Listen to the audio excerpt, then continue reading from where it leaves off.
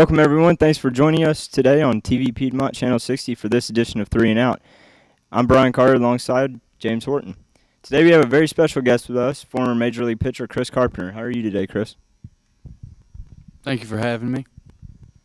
Glad you're here.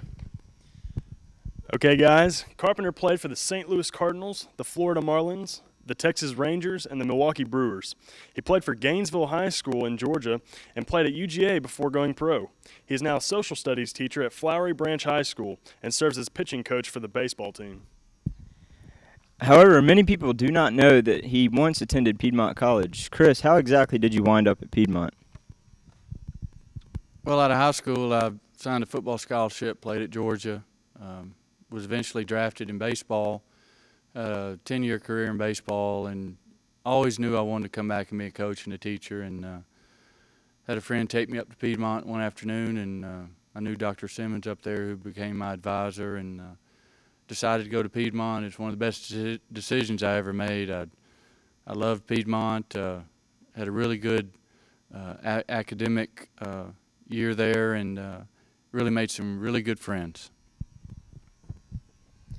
Okay, Cris, at UGA you're both a football and baseball star. Describe what it was like to excel in the class and also be very strong on the baseball and football field. Well, it was certainly an adjustment. In high school I'd played 3 sports, and I went to Georgia and planned on playing 2, and they basically went right together. Once football was over, I jumped right into baseball. It was tough. I didn't know if I was going to be able to do it after the first year, but I hung in there and made up my mind that academics were going to come first, and I was going to make sure I got that first, and wound up having 2 pretty good careers in both football and baseball. And but the campus being so big, that's why I think I like Piedmont so much better, because it was smaller. I got to know the teachers, smaller class sizes, and both experiences were really good. So for all the Bulldogs fans out there, what was your greatest moment as a Bulldog?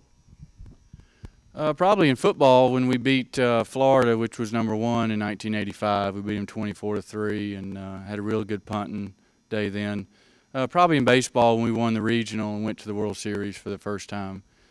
Georgia baseball had not been real good up until we had a pretty good recruiting class, and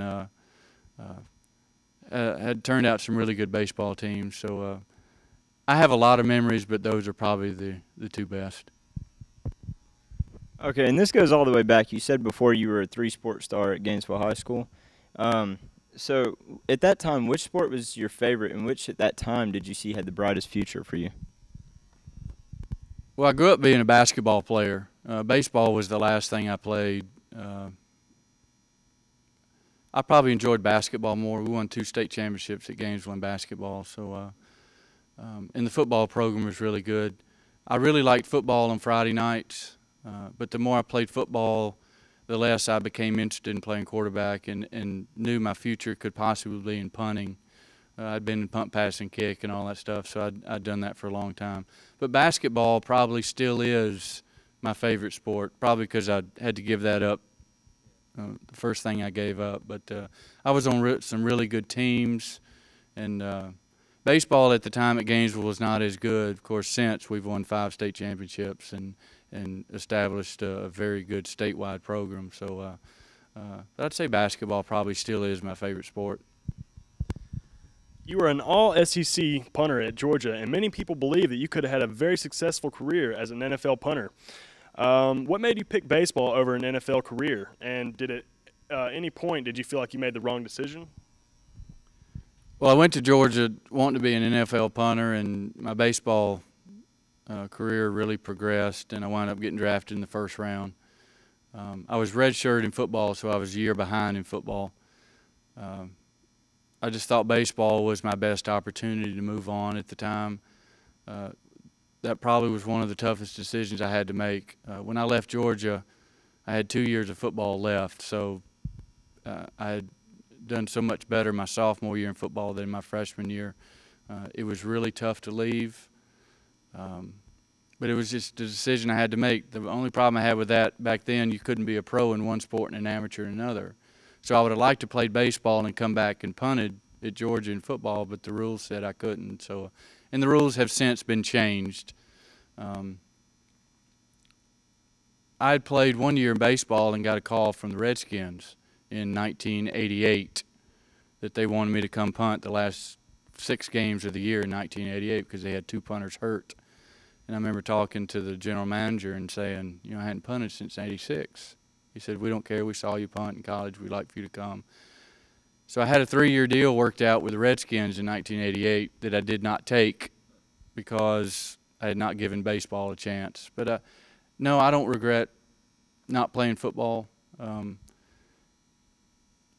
The more I got into baseball and the better I got at it, more accustomed to how the big leagues work. By then I was married and with a family, and my priorities changed quickly, so I was not ready to jump back into anything else but baseball. And baseball is very stressful. It's as stressful and exciting and all these things rolled into one that once the off season came, I was done, but got rejuvenated, ready to go to the next spring training. Okay, and you were drafted in 1986 by the Blue Jays in the 7th round, but you decided not to sign. And then exactly 1 year later to the day, you signed as the 14th overall pick with the St. Louis Cardinals in the first round of the 1987 draft. Did you just want to stick around and play more, or did you know that you had a better opportunity waiting for you?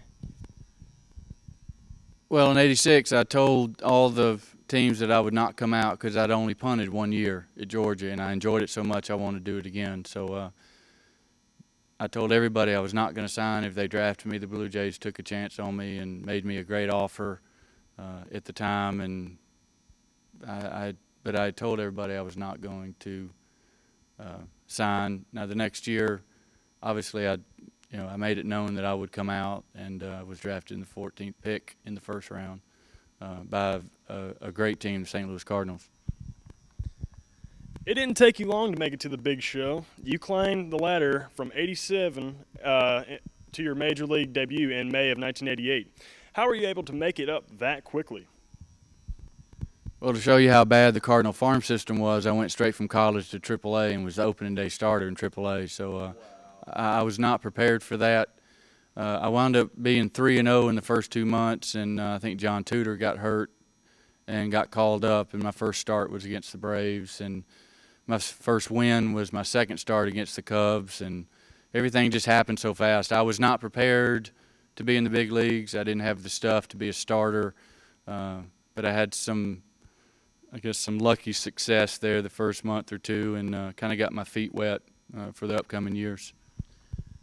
Do you think We're just going to – well, he already answered that question, so I'm just going to say you mentioned about your MLB debut against the Braves, and I know that was a very crazy game. That game ended up going 19 innings, and that was when utility player Jose Oquendo ended up having to pitch that game and took the loss on the mound. So you started this game against the Braves in St. Louis. Describe what you remember most about that first game. The only thing I remember about the first game, my only goal in this game was to throw the first pitch for a strike. And I threw the first pitch for a strike, and the next pitch got hit down the left field line for a double. So that was my only goal. I didn't have a goal how long to go or anything like that. I basically just went as hard as I could for as long as I could. And but yes, I remember that game, 19 innings. Jose Oquendo, our second baseman, pitched the last 3 innings, and that tells you how bad the Braves were at that time. They didn't score a run off him till his 3rd or 4th inning. So yeah, it was very memorable. Okay, and also to add to the craziness of that game, your first at bat, I believe you got a hit. Is that correct? Well, Zane Smith was pitching, and the official score was very lenient. I hit a ground ball to Ron Gant, who was playing second base at the time, and he tried to backhand it, missed it, and I beat it out. So they gave me a hit. It probably wasn't, but they gave it to me. Okay, did you have any kind of routine going into that game and future games? How did you prepare for your games when you'd pitch? Well, as a starter, I really wasn't accustomed to being a starter, so I didn't have much of a routine. When I was a reliever, the next 5 or 6 years, as a reliever, you always have to be ready. I like to watch games. I was always in the bullpen before the first pitch, and I was not the type of guy that showed up the 4th or 5th inning and went down there. I really enjoyed watching the games. And the only way I learned was to watch the game and watch these hitters. You didn't have the TV channels that you have today, the 100 with baseball on every channel. You had ESPN, but I was a big watcher of the game. And if Roger Clemens or John Smoltz or Glavine pitched, I watched them and see how they pitch guys, and that's how I learned, was watching other guys. Okay, when we come back, we'll have more from Cris Carpenter.